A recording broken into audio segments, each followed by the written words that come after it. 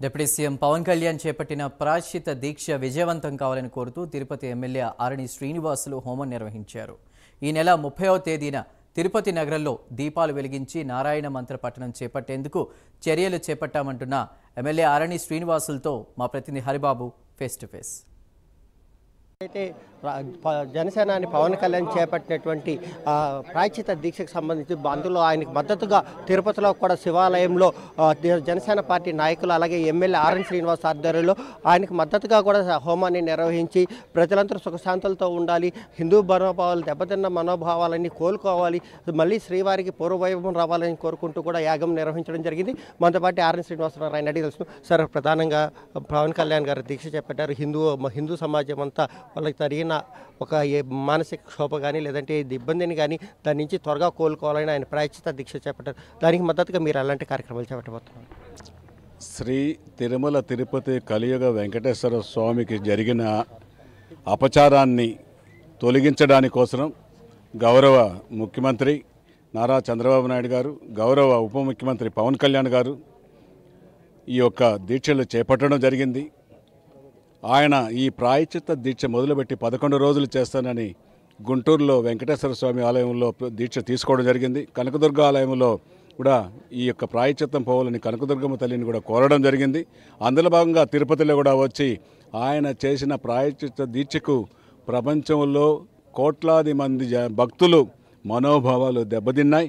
వారందరికీ ఈరోజు పవన్ కళ్యాణ్ చేపట్టే ప్రాయశ్చిత్త దీక్ష యావత్ ప్రపంచానికి తెలుస్తూ ఉంది. గత పాలకులు చేసిన తప్పులను ఎత్తి చూపడం జరిగింది. మన ఎన్డీఏ కూటమి ప్రభుత్వం అధికారంలోకి వచ్చిన వెంటనే దీనిపైన సిట్ నిజ నిర్ధారణలు తెలుసుకొని సిట్ అధికారులు కూడా నియమించడం జరిగింది.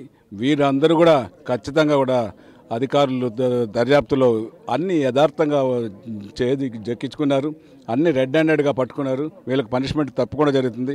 వీళ్ళందరూ ఎవరైతే తప్పు చేశారో చైర్మన్లు, బోర్డు మెంబర్లు, వాళ్ళ వెరిఫికేషన్ అధికారులు అందరికి కూడా జైలు శిక్ష అనుభవించక తప్పదనేసి కూడా తెలియజేస్తున్నాం. పవన్ కళ్యాణ్ పర్యటనకి ఎలాంటి ఏర్పాట్లు చేస్తున్నారు? ఏ మేరకు అంటే తిరుపతిలో ఎలాంటి కార్యక్రమాలు నిర్వహిస్తున్నారు? పవన్ కళ్యాణ్ గారి పర్యటనలకు ఇంకా షెడ్యూల్ కూడా ఈరోజు రేపు 2 రోజుల్లో ఖరారు అవుతోంది. ఆయన పర్యటన ఎన్ని రోజులు ఉంటే అన్ని రోజులకు షెడ్యూల్ ప్రకారం ఏదేదైతే చెప్తారో పవన్ కళ్యాణ్ గారు అవన్నిటిని కూడా జన సైనికులు, ఎన్డీఏ కూటమి నాయకులు అందరూ కూడా కలిసి తిరుపతి తిరుమల నగరంలో ప్రతిష్టాత్మకంగా చేయబోతున్నాం. మొట్టమొదటిగా ఉప ముఖ్యమంత్రి ఎన్డీఏ కూటమి ప్రభుత్వం ఏర్పాటు చేసి ఉప ముఖ్యమంత్రి అయిన తరువాత తిరుమల తిరుపతి పుణ్యక్షేత్రానికి వస్తున్నారు. బ్రహ్మాండంగా ఆయన కోరుకున్న విధంగా వెంకటేశ్వర స్వామి ఆశీస్సులతో తిరుపతిలో ఆయన అవకాశం ఇచ్చిన ఒక ఎమ్మెల్యేగా జన సైనికులతో కలిసి మేమంతా చేస్తామనేసి కూడా చేస్తుంది. దీపాలు వెలిగించడం కానీ ఈ కార్యక్రమాలు ఏమన్నా కొన్ని ఉన్నాయి? ఖచ్చితంగా ఉంది. 30వ తారీఖు ఆలయ సంప్రోక్షణలు కూడా జరుగుతాయి అన్ని చోట్ల. ఈరోజు మెగాస్టార్ చిరంజీవి గారు తిరుపతి నగరంలో ఆయన ఎమ్మెల్యేగా ఉన్న సమయంలో ఇక్కడ 1వ డివిజన్లో హరిహర శివేశ్వర స్వామి ఆలయంలో ఆంజనేయ స్వామి ఆలయాన్ని ప్రారంభించడం జరిగింది. ఆ ఆలయంలో ఈరోజు పూజలు చేసి, అభిషేకాలు చేసి, హోమాలు చేసి పవన్ కళ్యాణ్ గారు చేపట్టిన దీక్షకు భగవంతుడా మీరందరూ సహకరించాలి, ఆయన దీక్ష నెరవేరాలి అనేసి మేమందరం కూడా పూజలు చేయడం జరిగింది. ఇది మేము ఒక్కరే కాదు, రాష్ట్ర వ్యాప్తంగా, దేశవ్యాప్తంగా, ప్రపంచవ్యాప్తంగా ఎక్కడికక్కడ కలియుగ వెంకటేశ్వర స్వామి జరిగిన అపచారాన్ని తొలగించాలని పవన్ కళ్యాణ్ గారు వెలుగులోకి తీసుకొచ్చారు. అవన్నీ ఖచ్చితంగా జరుగుతాయి. తిరుపతి నగరంలో కూడా దీపాలు వెలిగించడం, అదేవిధంగా క్యాండిల్ ర్యాలీ చేయడం, ఇంకా సేవా కార్యక్రమాలు, నారాయణ మంత్రం, ఓం నమో వెంకటేశాయ పారాయణం, ఇవన్నీ కూడా రోజు చేస్తున్నామనేసి కూడా తెలియజేస్తున్నాం.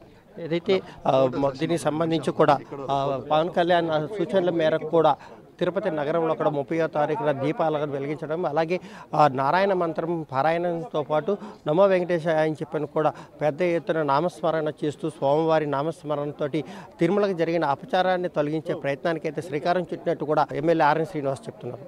కెమెరా పర్సన్ అరుణ్తో హరిబాబు, ప్రైమ్ న్యూస్, తిరుపతి.